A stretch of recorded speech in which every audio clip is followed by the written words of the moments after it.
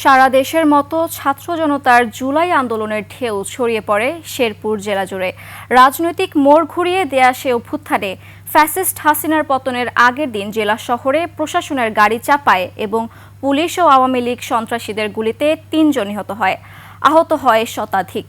পরবর্তীতে হত্যাকাণ্ডের বিচারে প্রশাসন দায়সারা পদক্ষেপ নিলেও শহীদ পরিবারগুলোর দিন কাটছে মামলার দীর্ঘ প্রতিক্রিয়ায়।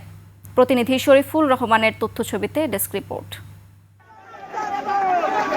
জীবন অবাক না করলে কে করবে? 28% মিল্ক ফ্যাটের অবাক করার সাথে ফ্রেশ মিল্ক পাউডার। জীবন অবাক করুক প্রতিদিন। বৈষম্যবিরোধী ছাত্র জনতার আন্দোলন এক দফায় রূপ নিলে ছাত্র জনতার মিছিল চলাকালে গত বছরের 4 আগস্ট শেরপুর শহরের হরমপুর এলাকায় আন্দোলন বিরোধী আওয়ামী লীগের একাংশের পাল্টা মিছিল থেকে গুলিতে নিহত হন কলেজ শিক্ষার্থী সবুজ মিয়া। একই সময়ে প্রশাসনের নির্বাহী ম্যাজিস্ট্রেট বহনকারী একটি দ্রুতগতির গাড়ির চাপায় নিহত হন মাহবুব আলম ও শার্দুল আশিস সৌরভ। এছাড়া আহত হন আরও কয়েকজন।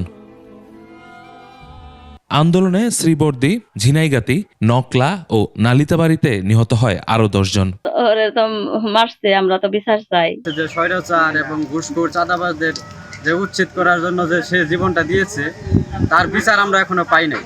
4 আগস্টের ঘটনায় নিহতদের পরিবার থেকে আলাদা 3টি মামলা হলে দীর্ঘ তদন্ত শেষে প্রায় 500 জনের নামে চার্জশিট দেওয়া হয়। কিন্তু মামলার দীর্ঘ প্রক্রিয়াতে সঠিক বিচার না পাওয়ার আক্ষেপ রয়েছে বাদী পরিবারগুলোর। বাংলাদেশ কিভাবে পরিবর্তন হইতেছে আমি জানি না, কিন্তু আমার ছেলের বিচারটা সঠিক হইতেছে না, এটা আমি আলাও জানতেছি না।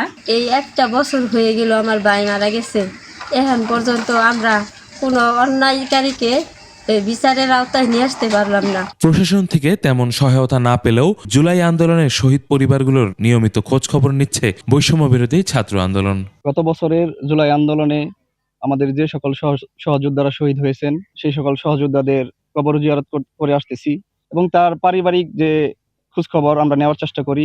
দ্রুত সময়ের মধ্যে মামলাগুলোর বিচারের প্রত্যাশা শহীদ স্বজন ও শেরপুরবাসীর। ইউসুফ হাসান নাইম, 21 টেলিভিশন।